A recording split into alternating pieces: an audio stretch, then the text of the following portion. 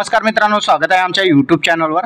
तर मित्रांनो, आजच्या व्हिडिओच्या माध्यमातून आपण नवीन शिधापत्रिका देण्यापूर्वी राज्य सरकार किंवा जे अन्न नागरी पुरवठा आणि ग्राहक संरक्षण विभाग आहे ते कशा प्रकारे या ठिकाणी जे नवीन राशन कार्ड देण्यापूर्वी जे आहे उत्पन्न तपासणी केली जाते ते आजच्या व्हिडिओच्या माध्यमातून बघणार आहोत। तुमचं जर उत्पन्न किती असेल तर तुम्हाला कोणतं राशन कार्ड मिळणार, तुम्हाला उत्पन्नाच्या आधारे जे राशन कार्ड देण्याचं या ठिकाणी ठरवलं जातं।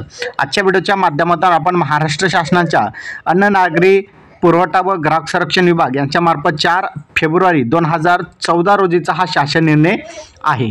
हा शासन निर्णय जवळपास 11 वर्षापूर्वीचा आहे, तुम्ही बघू शकता। आणि या शासन निर्णयाअंतर्गत त्यांनी काही महत्त्वपूर्ण जे माहिती दिलेली होती आणि तीच माहिती आजच्या व्हिडिओच्या माध्यमातून आपण बघणार आहोत।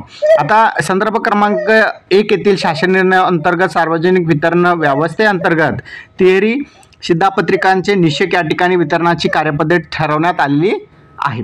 आता जे उपरोक्त म्हणजे या ठिकाणी बघितलं तर जवळपास 1999चा ज्या शासन निर्णय होता 5/11/1999चा त्या शासन निर्णया अंतर्गत ज्यामध्ये पांढरा राशन कार्ड असेल, केसरी राशन कार्ड असेल आणि पिवळा राशन कार्ड असेल, या तिहेरी जे राशन कार्ड आहे ते कशा पद्धतीने वितरित करायचं ते या ठिकाणी 1999च्या शासन निर्णयानुसार ठरवण्यात आलेलं आहे। सदर शासन निर्णय सार्वजनिक वितरण व्यवस्था नियंत्रण आदेश 2001 मधील तरतुदीनुसार राज्यात शिधापत्रिका वितरणाबाबतची कारवाई केली जाते। त्या उपरही राज्यात अपात्र बोगस शिधापत्रिका वितरित केल्या जात असल्याच्या घटना या ठिकाणी निर्देशात आलेल्या आहेत। अशाच प्रकरणी भ्रष्टाचार विरोधी जन आंदोलन बार्शी यांनी माननीय मुंबई उच्च न्यायालयात याचिका क्रमांक 210/2010 दाखल केलेली आहे। त्यावरून माननीय न्यायालयाने 2012 साली एक आदेश दिले आहे की शिधापत्रिका देण्यापूर्वी अर्जदाराने अर्जात नमूद केलेली माहिती तपासून तो अन्यथा पात्र ठरत असल्यास त्या अर्जदारास शिधापत्रिका वितरित करण्याबाबत उचित कार्यपद्धती ठरवण्याबाबत मुख्य सचिवांनी या ठिकाणी लक्ष घालावे। म्हणजे या ठिकाणी काही लोकांचं असं आहे की त्यांच्याकडे सर्व उत्पन्न आहे, सगळा घर वगैरे सगळं पैसा वगैरे भरपूर आहे, तरी पण ते पिवळा राशन कार्ड असेल, केसरी राशन कार्ड असेल, त्यांच्या या राशन कार्डमध्ये नाव आहे आणि त्यामुळेच असे भ्रष्ट राशन कार्ड जे आहे बंद करण्यासाठी या ठिकाणी राज्य सरकारने ही मोहीम सुरू केलेली आहे। आता यानुसार बघितलं तर उपरोक्त शिधापत्रिकांच्या तपासणीबाबत कारवाई विहित करण्याकरिता ठोस उपाययोजना सुचवण्यासाठी प्रधान सचिव अन्न नागरी पुरवठा व ग्राहक संरक्षण विभाग यांच्या अध्यक्षतेखाली एक समिती गठीत करण्याचा निर्णय घेतलेला आहे। आता दरम्यान बघितलं तर बोगस आणि बनावट शिधापत्रिका वितरित केल्या जाऊ नयेत म्हणून नवीन शिधापत्रिकेसाठी अर्जदाराने अर्ज केल्यावर अर्जदाराने अर्जात नमूद केलेली पुराव्यांची या ठिकाणी पडताळणी केली जाते। त्याचबरोबर ग्रहभेटी म्हणजे तुमच्या घरी येऊन सुद्धा भेट घेतली जाते। पडताळणी अंती शिधापत्रिका वितरित करण्याकरिता सर्व निषेध या ठिकाणी एकत्रित अशा सूचना क्रमांक 2 येथील शासन निर्णयानुसार जे आहे संबंधित क्षेत्रीय कार्यालयांना देण्यात येतात। तसेच अपात्र बनावट शिधापत्रिका शोध मोहिमे व्यतिरिक्त वितरित करण्यात आलेल्या शिधापत्रिकांची दक्षता या ठिकाणी समितीच्या सदस्यांच्या सहभागाने रँडम पद्धतीने या ठिकाणी तपासणी करण्याबाबत शासन नंबर 3 येथील परिपत्रकानुसार त्यामध्ये काही सूचना दिलेल्या आहेत, त्या सूचनांचं पालन करून या ठिकाणी तपासणी केली जाते। त्याचबरोबर शिधापत्रिका वितरणातील नियमितता आणि तुर्तीस या ठिकाणी जबाबदार असणाऱ्या आणि गैरव्यवसाय करणाऱ्या अधिकारी कर्मचारी यांच्यावर कारवाई करण्याबाबतच्या सूचना या ठिकाणी संदर्भ क्रमांक 4 येथील शासन निर्णयानुसार करण्यात येतात।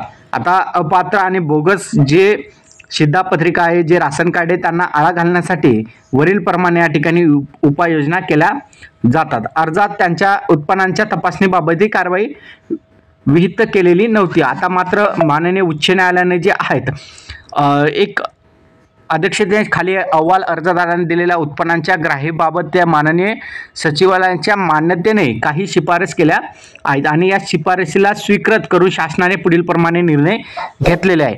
आता उत्पन्नांचे आधारे जे आहे तुम्हाला राशन कार्ड दिलं जातं।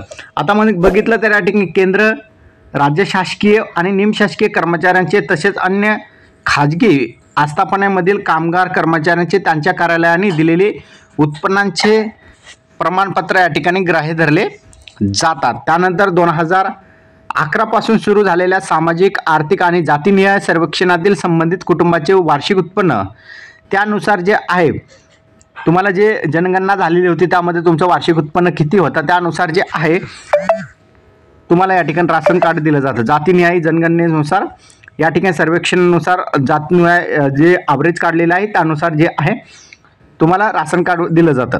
आता बघितलं तर सोयी घोषित उत्पन्न ग्राह्य धरले जातात, तथापि आता तुम्ही सोयी घोषणापत्र दिले उत्पन्नांचा, ज्यामध्ये तुम्हाला 1 लाख असेल 2 लाख असेल जे उत्पन्न तुमचं आहे ते तुम्ही लिहिलेलं आहे आणि ते उत्पन्न तुम्ही दिलं आणि त्यामध्ये काही तक्रारी किंवा तक्रारी आढळून आल्या तर त्या संबंधित जे शिधापत्रिकाधारक जे लाभार्थी आहेत त्यांची या ठिकाणी रँडम पद्धतीने तपासणी करण्यात येते आणि 1% च्या तपासणीनुसार ते या ठिकाणी जे 100% फॉर्म आलेले आहे 100 फॉर्म आलेले त्यापैकी 10 लोकांचे या ठिकाणी जे आहे शिधापत्रिकांच्या घरी जाऊन चौकशी केली जाते आणि त्यानंतर त्यांना राशन कार्ड वाटप केलं जातं। त्याचबरोबर या ठिकाणी बघितलं तर उपरोक्त क्रमांक 3 येथील सोयी घोषणापत्र केलेल्या कार्यवाहीबाबत काही शंका असल्यास तहसीलदारांनी दिलेल्या उत्पन्नांचे प्रमाणपत्र या ठिकाणी ग्राह्य धरले जातात। आपण जे ऑनलाईन पद्धतीने उत्पन्नांचा दाखला काढतो तो सुद्धा या ठिकाणी ग्राह्य धरले जातात। तर अशा प्रकारे बघितलं तर यामध्ये जे आहेत काही नियम आणि अटी राज्य सरकारने लावलेले आहेत। यामागचं कारण होतं की माननीय उच्च न्यायालयाने दिलेल्या सूचनेनुसार जे आहे या ठिकाणी याचिका एक दाखल करण्यात आलेली होती 2010 साली आणि त्याच याचिकेनुसार या ठिकाणी जे आहे शिधापत्रिका देण्यापूर्वी अर्जदाराने अर्जात नमूद केलेल्या माहितीची तपासणी तो अन्यथा पात्र आहे की नाही ते ठरवण्याचं काम जे आहे राज्य सरकारचं आहे आणि तो त्यासाठी नियम आणि अटी राज्य सरकारने या ठिकाणी लावलेले आहेत। आता हा झाला उत्पन्नांच्या बाबतीतचा